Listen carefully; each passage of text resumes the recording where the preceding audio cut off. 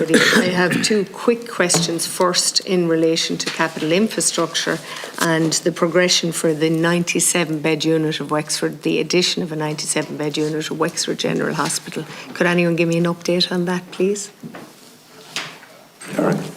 Maybe Derek might be able to give an update, please. As well as the MRI scanner due to begin construction Q1 2024. We've taken a number of questions from you, Deputy, over the course of the year. So we have committed funding to progress design for the 96-bed ward block. I think the Minister was in a chamber here yesterday. Sorry, just I'm under the impression it's gone to planning. Yeah. So we are in detailed design and we're progressing planning, and my colleague Brian will give you a to-date on that. But we are committed to funding. We have to allocate funding right across the estate, but that is on our plan for 24. Okay. And the MRI scanner, will it go ahead? Q1 2024. Yes. Any particular date, Derek? No, Deputy. No, I'm not going to commit to a date here today. But Q1, you're happy it's on track? It's on track as far as I'm aware. Yeah. Maybe Brian can give an update on that. Okay. Just on the 97, it is a priority. It is going through the public spending vote compliance at the moment. It is in for planning permission as of just before Christmas, and we're continuing with design in parallel. Now, that's the 97-bed unit? The 97-bed. Okay. The MRI, I don't have the details of that just to hand, but my understanding it is being progressed. Okay, thank you. And no doubt you'll get another PQ from me just before. That's great. To come to something that is really very, very serious, as are all health matters, but I think our mental health crisis is just escalating. And whilst I hear everybody's striving to reduce waiting lists and to make it better, I am very, very concerned at the levels, particularly among children and young teens, and the escalation in anxiety levels, refusal to attend school or the ability to attend school because of anxiety, life-threatening eating disorders, anorexia is clearly on the rise. I had an incident during the summer where a teenager was kept in one of our general hospitals for over 30 days. Before my intervention, had her removed to a facility, Lindara. She's still there.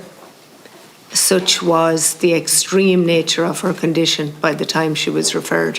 What surprised me greatly was that Lindara had up to 12 beds vacant, but no staff. And I think all of these issues are actually adding to parents' anxiety and families being affected, and there's multiples of situations developing from what can only be regarded as the lack of early intervention. And I did pose a series of PQs pre-Christmas. We know about the embargo or the work to rule. So I really want to know what precise measures are the HSE and the department taking to address the crisis, funding-wise, between what should be regarded as parental support between TUSLA and the HSE, please. Yeah. So it remains a very significant challenge. It's not for the want of money, I can assure you, and there is no question of it being for the want of a recruitment embargo. Recruitment in mental health services, and then in particular parts of the country, is very significant. The demand onto CAMHS teams is exponentially growing because, as you've said, the types of anxieties children are experiencing. The mental health legislation in Ireland, so admitting a child to a place like Lindara or to the CAMHS unit in Galway, the mental health legislation in Ireland is very specific in terms of having a diagnosed mental health condition, mental illness, as distinct from any of the other things that can cross into that space. But would you agree, Mr. Gloucester, anorexia is a mental health condition? Oh no, I'm not disputing the need for but surely it intervention. Surely it couldn't take 30 days for what was already diagnosed for a transfer from a general hospital to an acute Lindara, where she would have received the treatment. I mean, you're talking about cost savings. What did it cost for 30 days in a general hospital? Oh, an awful lot of money, but how much is an awful lot of money, Mr. Gloucester? I'm sure it could be €1,000 a day, but I'm not. Wouldn't it at least? So €100,000 for a child to come to a near-death experience because she lost 7 kilos while she was in the general hospital. Her organs were ready to fail. Her mother had to stay with her all day, every day for 30 days, whilst her husband lay with a terminal cancer diagnosis. He's since passed away. And his young child is still in that facility. She was on day release for his funeral. The damage that we are causing, the lack of parental support at an early intervention stage is becoming a crisis. It is in crisis. It's becoming unworkable. The same CAMS unit in Wexford are taking no referrals, which means their waiting list numbers don't appear. They're just refusing. They're using the crossover between autism and mental health, whereas patients have both mental health issues and autism. We have a situation in Wexford where our CAM psychologist says, no, we don't accept the referral. And therefore that unfortunate doctors are tearing their hair out, but the unfortunate individual patient or client or child or teenager is just left in limbo. They have nowhere to go. And the parents have no support. The families have no support. It's actually becoming mind-boggling. And I asked the questions before Christmas as to where you've got very significant funding, excess of €1 billion, and nobody could tell me what was being allocated to parental supports by TUSLA or the HSE pre-Christmas. And I'm asking now, what portion of funding is being allocated to institute prevention as well as trying to provide a cure? Sorry, and just not to misunderstand your question, do you mean across all of this mental health area rather than just eating disorders? Of course, I mean throughout the CAMS system, whereby a parent can't get into the system. Are they entitled to parenting networking? For instance, our one group, there's many others, there's Parent Plus, that provide necessary supports but unaffordable in many cases. Okay, so in terms of both support for children who require integrated services from everybody, be it the HSE, CAMS, primary care, TUSLA, disability, and very often all of those, and I think you've seen the Childcare Law reporting project last week that would show just how challenged it is making all those services work together. The HSE in the latter half of last year did establish a very specific child and youth mental health programme. We now have a dedicated national clinical lead specifically for children as opposed to just mental health, which was predominantly adults. We have separated out adults and children.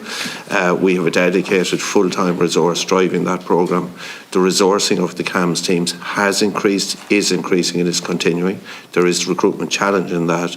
No, I'm talking about now services that are in existence, maybe the likes, as I say, of Parenting Network, the likes of Parent Plus, and many others around the country.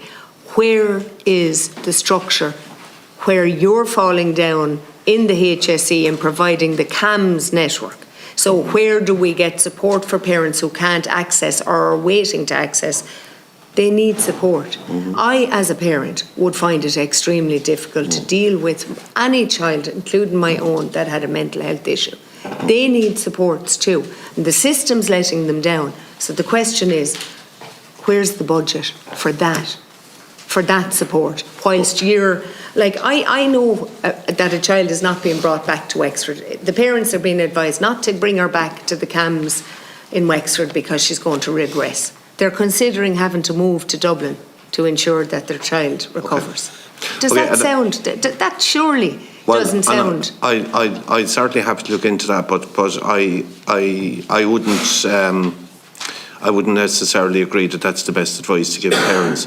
Just in terms of supporting. That's after engaging with the actual team in Wexford on an open online conversation, and the conclusion for where she's currently being treated was that she would be better to stay where she is. I don't doubt that. Just to give you an example in terms of supporting parents of children on waiting lists. So in the disability services, many of those children are the same. They cross over and back because of the waiting list for our Children's Disability Network teams and other things.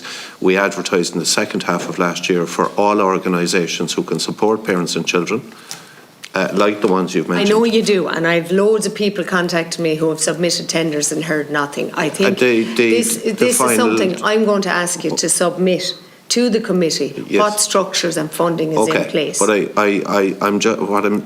point I'm trying to make to you, Deputy, to be fair, there will be substantial allocation of funding made available to those organisations. All of the tenders were screened last week because equally, unfortunately, of our history in this country, I can't write a cheque to give to an organisation without absolutely scrutinising the appropriateness of that. The funny thing is, and I'll finish on this because I'd ask you to submit, Mr. Gloucester, we can write cheques when it all goes wrong and we pay through the nose when the system fails and parents sue or children die. I'm trying to institute prevention. And I think we share that aspiration. Okay, thank you. I look forward to hearing or seeing what you can submit to us. Thank you, Chair. Thank you, Deputy.